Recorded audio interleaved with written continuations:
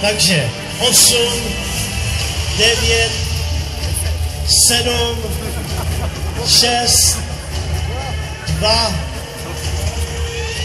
5, 4, 3, 2, 1, teď.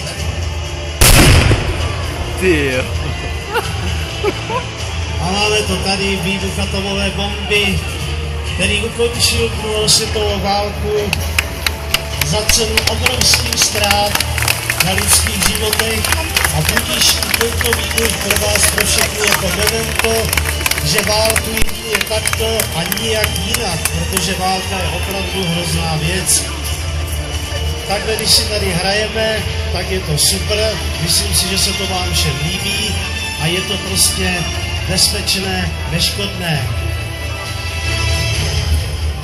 Jinak bych chtěl vám všem říct, že z paluby naší lodi Dallas se na bitvu dívá i bývalý veterán RAF, náš dobrý rodák z Brna, plukovník ve službě Emil Poček, který doprovázel ve své stíhačce Spitfire svazy bombardérů, které bombardovali německou třetí říši.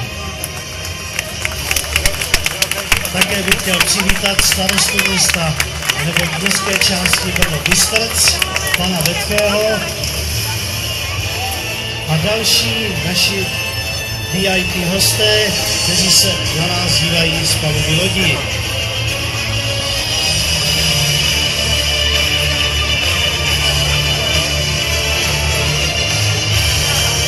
Takže všem admirálům nařizují vrátit flotily do svých domovských přístavů. A prosím vás, bude vyhlášení tomboly, kde jsou opravdu velké a cenné, hodnotné ceny v řádu 10 000, jako například velký Messerschmitt 2metrový, který má plné vybavení motory, regulátory a elektronikou a může lítat tak jako ty naše a mezi nimi také tento